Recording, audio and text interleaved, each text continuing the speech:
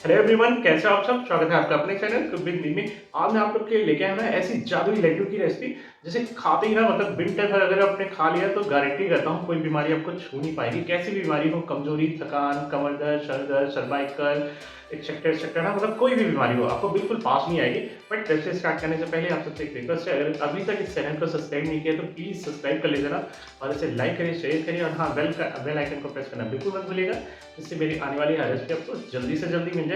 तो चलिए शुरू करते हैं झटपट बनाना।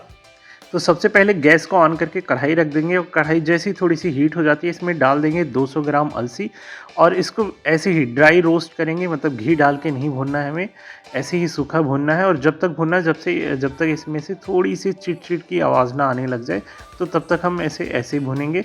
तो रही बात इसकी बेनिफिट्स की, तो अलसी का यूज़ कोई नई बात नहीं है। इवन बहुत पहले हमारे पूर्वजों के ज़माने में तो बहुत ज़्यादा ही होता था, क्योंकि इसमें होता है बहुत सारे ओमेगा 3 फैटी एसिड होते हैं, एंटी कैंसर प्रॉपर्टीज़ होती है जो कैंसर से लड़ने की ताकत देती है। इसके साथ साथ हमारे वेट को मिनिमाइज़ करती है, हमारे डाइजेशन को भी इम्प्रूव करता है, हमारे स्किन हेल्थ के लिए, हमारे हेयर हेल्थ के लिए बहुत फ़ायदा होता है, जोड़ों में दर्द के लिए, और जो भी सर्वाइकल वगैरह जितनी भी प्रॉब्लम होती हैं, क्योंकि बहुत सारे इसमें प्रोटीन साथ साथ मिनरल्स भी होते हैं। तो बस ये हो गया, अब इसे निकाल देते हैं। और इसी के बाद में हम इसमें 200 ग्राम तिल डाल देंगे, सफ़ेद वाला तिल। तो तिल को भी बिना घी के ही भूनेंगे, तो इसे बहुत ज़्यादा 2 मिनट ही भूनना पड़ेगा, क्योंकि इससे ज़्यादा नहीं भूनेंगे 2 मिनट से, क्योंकि तिल ना बहुत जल्दी भून जाता है, और हम इसे ज़्यादा रोस्ट कर देते हैं तो इसमें से थोड़ा-सा कड़वापन का टेस्ट आने लगता है। तो तिल का क्या है कि सबसे ज़्यादा यूज़ तो इसका होता है सर्दियों के टाइम पे, क्योंकि सर्दियों से इसे लड़ने की ताकत होती है हमें, हमारे, और साथ-साथ हमारी इम्यूनिटी को स्ट्रॉन्ग करता है, क्योंकि बहुत सारे इसमें मिनरल्स भी होते हैं। तो बस ये भी हो गया है, अब इसको भी निकाल देंगे। तो बस इसके बाद में डाल देंगे इसमें 3 बड़े चम्मच देसी घी, क्योंकि अब हमें फ्राई करना है गोंद को। तो गोंद यहाँ मैं 250 ग्राम लिया हूँ, और गोंद डालना बहुत ज़रूरी है, मतलब ख़ास करके विंटर स्पेशल अगर आप लड्डू बनाते हैं तो गोंद बहुत ज़रूरी होता है, क्योंकि गोंद क्या करता है, एक तो हमें ठंड से लड़ने की ताकत देता है, साथ साथ हमारी इम्यूनिटी सिस्टम को स्ट्रॉन्ग करता है, और बहुत सारी जो दिल की बीमारियां होती हैं ना, हार्ट से रिलेटेड बीमारियां होती हैं, उनसे लड़ने की ताकत देता है, मतलब उनसे जो रिस्क फैक्टर होता है ना, उसको मिनिमाइज़ करता है, और साथ साथ हमारे मांसपेशियों को, हमारे बोन्स को स्ट्रॉन्ग करता है, क्योंकि बहुत सारे न्यूट्रिएंट्स होते हैं। और इसके साथ साथ जो भी कहते हैं ना कि पोस्ट प्रेगनेंसी के बाद में लेडीज़ होती हैं, वो लड्डू के रूप में वो भी यूज़ करती हैं, क्योंकि क्या होता है ना कि रिकवरी, बहुत फास्ट रिकवरी होती है। तो मतलब बच्चों से लेके बुज़ुर्गों के लिए ना, सबके लिए बहुत ही बेनिफिशियल होता है। तो जैसे ही हम बहुत जल्दी फ्राई हो जाता है, देखिए जल्दी ही फ्राई हो गया है, और जैसे ही फ्राई हो जाता है हम इसे निकाल लेंगे। और इसके बाद में फिर से हम डाल देंगे इसमें 2 बड़े चम्मच घी, और घी के बाद में इसमें डाल देंगे हम 250 ग्राम बादाम।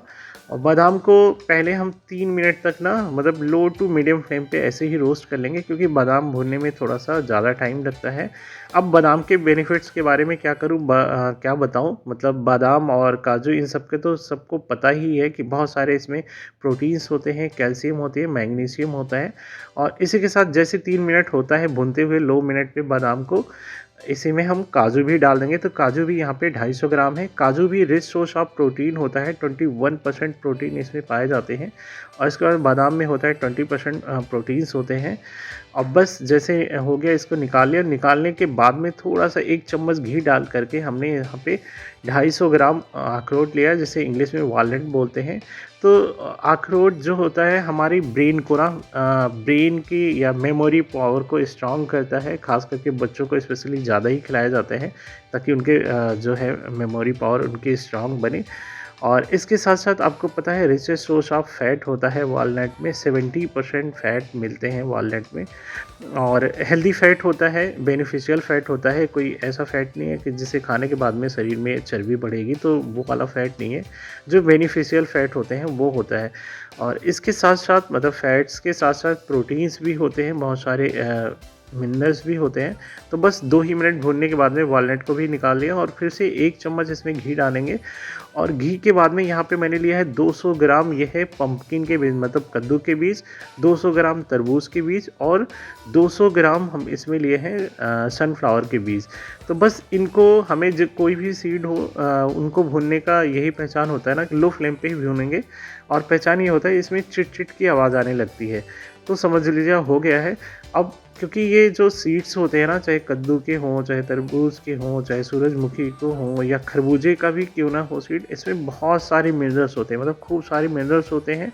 और दूसरी अच्छी बात ये होती है कि ये ज़्यादा महंगे नहीं होते हैं, मतलब सस्ते रेट में ही मिल जाते हैं। तो आप भी यूज़ करिए, ज़रूर यूज़ करिए, मैं तो कहूँगा, क्योंकि मतलब कैल्शियम, मैग्नीज़, आयरन, आयोडीन, बहुत सारे न्यूट्रिएंट्स होते हैं जो कि हमारे बोन्स के लिए ना, हमें बहुत, हमारी इम्यूनिटी सिस्टम को स्ट्रॉन्ग करने के लिए बहुत ही बेनिफिशियल होते हैं और चीप रेट में ही आते हैं। तो आप ज़रूर इसे लड्डू के रूप में खाइए, या वैसे भी ड्राई रोस्ट करके भी आप खा सकते हो इसको। तो बस जैसे इसमें से चिट-चिट की आवाज़ आने लग जाती है, इसको भी निकाल कर के हम बाहर कर लेंगे। बस फिर से 1 छोटी चम्मच देसी घी डालेंगे और जैसे घी गर्म हो जाता है इसमें डाल देंगे 100 ग्राम पिस्ता। तो पिस्ता भी बहुत सारे न्यूट्रिएंट्स होते हैं, एंटीऑक्सीडेंट होता है, हेल्दी फैट्स होते हैं और विटामिन बी1, बी6, बी2 होता है और इसी के साथ-साथ विटामिन ई भी होता है, जो कि हमारे हेल्थ के लिए बहुत बेनिफिशियल होता है, चाहे स्किन हेल्थ हो, चाहे हेयर हेल्थ हो, ओवरऑल हेल्थ के लिए बहुत बेनिफिशियल होता है। तो जल्दी ही भुन जाते हैं, बस 2 से ढाई मिनट में ही रोस्ट हो जाते हैं। अब इसी के बाद में 1 बड़े चम्मच देसी घी और डाल देंगे और इसी में डाल देंगे कद्दूकस किया हुआ 250 ग्राम नारियल और 100 ग्राम खसखस के सीड डाल देंगे। अब इन दोनों को एक साथ इसलिए भून रहे हैं क्योंकि दोनों ही बहुत कम समय में भुन जाते हैं, जल्दी से ज़्यादा 2 ढाई मिनट में ये भी रोस्ट हो जाएँगे।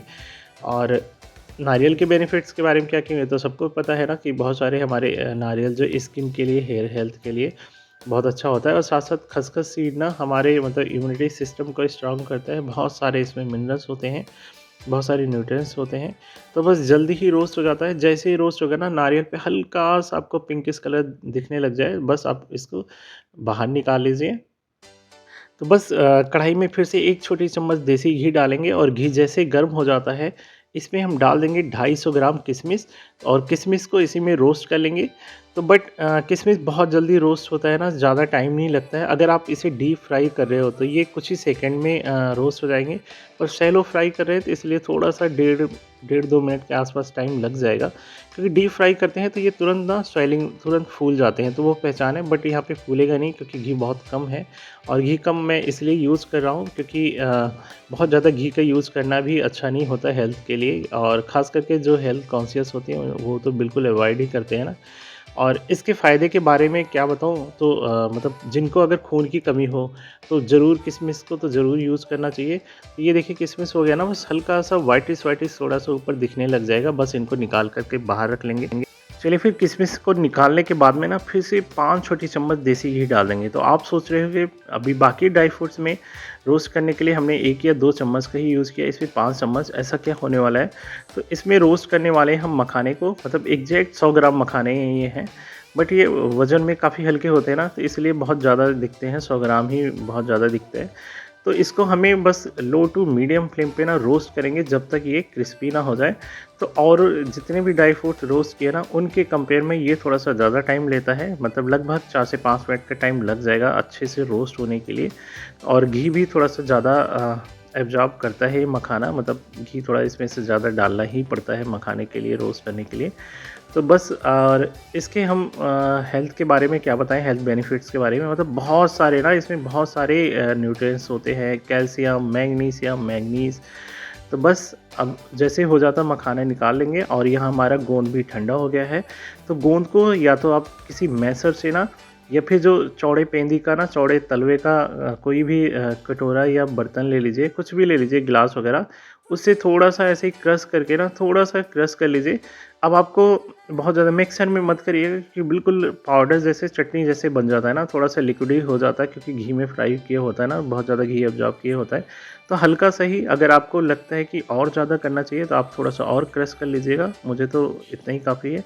अब इसी गोंद में हम नारियल जो हमने भून के रखे थे वो डाल देंगे, खसखस के सीड डाल देंगे और किशमिश, क्योंकि इसको कुछ भी दरदरा वगैरह कुछ नहीं करना है, ऐसे ही हम होल एज़ सच यूज़ कर लेंगे। अब इसके बाद में देखो अखरोट है, तो या तो हमने क्योंकि पहले रोस्ट करने से पहले क्रश तो नहीं किया था ना, तो इतना सारा है हम एक चॉपर में ना 2 भागों में करके चॉप कर लेंगे। आप चाहो तो मिक्सी में भी बिल्कुल पल्स पे ना लो स्पीड से आप क्रश कर लेना। तो मुझे चॉपर में सही लग रहा है, मैं सारे चॉपर में ही कर लूँगा, कुछ मिक्सर में ही करना पड़ेगा, अभी बताएँगे आपको। पिस्ता को भी बस थोड़ा-सा चॉप कर लेंगे, दरदरा ही पीसेंगे। तो आपको अगर लगता है तो आप फिर भी मिक्सर में आप दरदरा कर सकते हो ना, बिल्कुल पल्स वाले स्पीड पे ना, जो सबसे हल्का होता है। अब ये काजू बादाम एक साथ रोस्ट किया था, तो इसको भी 2-3 लगभग मुझे लगता है 2 में आ जाएगा। हाँ, तो 2 में कर लूँगा मैं। और बस आपको इसको भी दरदरा करना है ना, बिल्कुल एकदम फाइन पाउडर मत बनाइएगा, क्योंकि बहुत फाइन पाउडर भी नहीं अच्छे लगते। अभी जो हमने सीड्स लिए थे ना कद्दू के, खरबूजे के और सूरजमुखी के, इनको भी इसी चॉपर में हम ऐसे ही चॉप कर लेंगे, बिल्कुल मतलब दरदरा सा इनको भी चॉप कर लेंगे। तो सब हो जा रहा है ना फटाफट, कोई दिक्कत नहीं हो रही है, देखो चॉपर में भी। तो आपकी मर्ज़ी, आप किस में करो, चॉपर में, मिक्सर में। मुझे तो मतलब सही लगा ये चॉपर ज़्यादा हैंडी लग रहा है थोड़ा-सा। तो बस जैसे ही ये भी हो जाता है, अब इसको भी बड़े परात में ट्रांसफ़र कर लेंगे। तो बस ये भी रेडी हो गया, इसको भी ट्रांसफ़र कर लेंगे उसी बड़े परात में। अब यहाँ पे अलसी और तिल को एक साथ मैंने ले लिया है। इनको हम थोड़ा-सा मतलब पाउडर जैसे बना लेंगे, पर बहुत फाइन नहीं, मतलब दरदरा पाउडर जैसे, क्योंकि इसको चॉपर में थोड़ा ज़्यादा टाइम लग जाएगा। तो इसको मैं ग्राइंडिंग जार में ले रहा हूँ और पल्स पे चला लेंगे, मतलब लो स्पीड, जो सबसे लो वाली स्पीड होती है ना, उसी पे हम इसे दरदरा कर लेंगे। तो बस इतना पाउडर इसे करना है। देखो अब आती है बारी मखाने की। तो मखाना फ़िलहाल इतना क्रिस्पी हो गया है, आप इसको हाथ से भी फोड़ करके इसे क्रश कर सकते हो, या किसी बर्तन से इसे प्रेस करके इसे क्रश कर सकते हो। पर मुझे थोड़ा-सा और जल्दी चाहिए, कहते हैं ना कभी-कभी आदत पड़ जाती है हमें मशीन से काम करने का। तो बस मैं इसे चॉपर में डाल करके ना थोड़ा-सा मतलब दरदरा सा हम चॉप कर लेंगे। बिल्कुल ऐसे ही ना सारे मखाने को हम ऐसे ही चॉप कर लेंगे। अब जब सारे ड्राई फ्रूट्स आप रेडी कर लेना बिल्कुल क्रश करके, तो फिर से कढ़ाई को गैस पे रखेंगे और इसमें डाल देंगे 3 बड़े चम्मच देसी घी। और इसके बाद में इसमें डाल देंगे ना 750 ग्राम गुड़, मतलब 3 पाव गुड़ डाल देंगे। अब गुड़ को सबसे पहले हम क्या करेंगे, केवल 2 मिनट के लिए ना बस रोस्ट कर लेंगे ऐसे घी में। इससे क्या होगा, घी डालने से ये होता है ना कि लड्डू की शाइनिंग बहुत अच्छी आएगी। और थोड़ा रोस्ट करने से फ़ायदा ये होगा कि गुड़ बढ़िया से थोड़ा-सा मतलब खुशबू भी बहुत अच्छा भीनी-भीनी आ जाएगा। तो बस जैसे 2 मिनट एग्ज़ैक्ट ना 2 मिनट, बिल्कुल 2 मिनट ही रोस्ट करना है लो फ्लेम पे। और इसी के बाद में हम डाल देंगे इसमें 1 गिलास भर करके पानी। तो बस पानी डालने के बाद में अब गुड़ के पिघलने तक का हम वेट कर लेते हैं। पहले तो गुड़ को पिघला लेते हैं। तो बस गुड़ अच्छे से घुल गया है, घुलने के बाद में बॉयल होना स्टार्ट हो गया है। अब इसे हमें बहुत ज़्यादा चाशनी नहीं बनाना है, मतलब कोई चाशनी नहीं बनाना है। बस गुड़ को हल्का-सा ऐसे ही हमें एक बार बॉयल करना है। तो बॉयल जैसे होने लग जाए, इसमें डाल देंगे हम 100 ग्राम सोंठ। और इसके बाद में मैं डाला हूँ 1 जायफल। जायफल को हमने कद्दूकस कर लिया है, कद्दूकस के डाल दिया है। तो अब जायफल और सोंठ के पाउडर को अच्छे से मिक्स कर लेंगे। ये दोनों ही चीज़ें बहुत बेनिफिशियल होती हैं, स्पेशली ठंड में ना। दोनों ही चीज़ ना ठंड से हमें बचाती हैं। और साथ-साथ जो सोंठ और जायफल दोनों ना हमारी इम्यूनिटी सिस्टम को भी स्ट्रॉन्ग करता है। तो इसलिए मैंने दोनों चीज़ों को यूज़ किया है। अब गैस को ऑफ कर देंगे और यही चाशनी बिल्कुल गरमा-गरम ना ले चल के, जो ड्राई फ्रूट्स हमने डाले थे ना बड़े से परात में इकट्ठा किए हैं सारे, इसके ऊपर डाल देंगे। और डालने के बाद में मतलब हाथ से तो बिल्कुल भी नहीं, आप मतलब सोचिएगा भी नहीं। किसी एक लैडल से ना इसे आप अच्छे से मिक्स कर लीजिए, मतलब बिल्कुल सही से पूरी तरह से मिक्स कर लीजिए अच्छे से, ताकि सारे ड्राई फ्रूट जितने भी है ना, ये गुड़ का जो सीरा बनाया हमने ना, अच्छे से हर ड्राई फ्रूट्स के मतलब बिल्कुल पार्टिकल में पहुंच जाए और अच्छे से सारे एब्जॉर्ब कर लें। तो बस गुड़ अच्छे से मिक्स हो गया है, अब इसे छोड़ देते हैं थोड़ी देर ठंडा होने के लिए। तो बस अभी ये ठंडा हो गया ना, बिल्कुल लड्डू बनाने के लिए बिल्कुल सेफ़ है, आप आसानी से आप इसे टच कर सकते हो। तो आप थोड़ी-सी क्वांटिटी उठाइए और राउंड कर के लड्डू बना लीजिए। तो मतलब क्वांटिटी मतलब इतना उठाइए जिस साइज़ का आपको लड्डू बनाना हो। जितना आप छोटा बनाना चाहते हो, बड़ा बनाना चाहते हो, आप अपने हिसाब से क्वांटिटी लीजिए थोड़ी-सी इसमें से ड्राई फ्रूट्स को बिल्कुल राउंड करते हुए बना लीजिए। तो आपने देखा कि मैंने एक ही हाथ से बनाया ना, मतलब ईज़िली बन जाता है, आसानी से बन जाता है, बस एक ही हाथ से राउंड हो जाता है। तो इसी तरह से आप चाहो तो इतने, क्योंकि काफ़ी क्वांटिटी में हमने बनाया है ना, तो बस चाहो तो आप अकेले ही इन सारे लड्डुओं को बना सकते हैं, या बाकी फैमिली मेम्बर को बुला करके आप उनसे हेल्प ले लीजिए लड्डू बनाने में, और बना करके सारे लड्डू को बिल्कुल तैयार कर लीजिए। तो बस सारे लड्डू बना करके हमने तैयार कर लिए हैं। अब इस लड्डू के बारे में मतलब बेनिफिट्स के बारे में क्या बताऊँ? इतना जादुई लड्डू है ना कि इसके कहते नहीं कि बिल्कुल कण-कण में एक गुण भरा हुआ है। इतने सारे बेनिफिट्स हैं इसमें और मैंने तो बहुत ही कम बताया, मतलब उसका जितने भी इन सारे चीज़ें जो पढ़े हैं ना, जितने इनके बेनिफिट्स होती हैं उसका मैंने शायद 1% भी बताया हो तो बहुत है, क्योंकि इतने सारे बेनिफिट्स हैं ना, मतलब बता ही नहीं सकता हूँ। बहुत टाइम लग जाएँगे, वीडियो मतलब 4-5 घंटे की बन जाएगी शायद, तब भी कम पड़ जाए। बस आप अगर एक-एक लड्डू आप डेली खाते रहेंगे ना इस ठंड भर तो ठंड तो आपको बिल्कुल नहीं छू पाएगी, प्लस जो भी बीमारियाँ होती हैं ना, कोई भी जैसे घुटनों का दर्द, जोड़ों का दर्द, कमर दर्द, सर्वाइकल, इन सब में बहुत ज़्यादा आराम मिलने वाला है और वीकनेस तो बिल्कुल भी नहीं होगी आपको। तो बस इसी तरह से आप बना करके आप खुद भी खाइए, बच्चों को भी खिलाइए और जितने भी घर के मेंबर हो सबके लिए आप बना करके इस लड्डू को खिलाइए। तो बस अगर आपको ये रेसिपी पसंद आई हो मेरी, तो प्लीज़ चैनल को सब्सक्राइब कर लीजिएगा। मेरी रिक्वेस्ट है आपसे, सब्सक्राइब ज़रूर कर लीजिएगा अगर पसंद आई हो तो, और लाइक करिएगा और जितना ज़्यादा से ज़्यादा हो सके इसे शेयर करिएगा। मिलते हैं नेक्स्ट रेसिपी के साथ में एक नई वीडियो में, तब तक के लिए बाय बाय।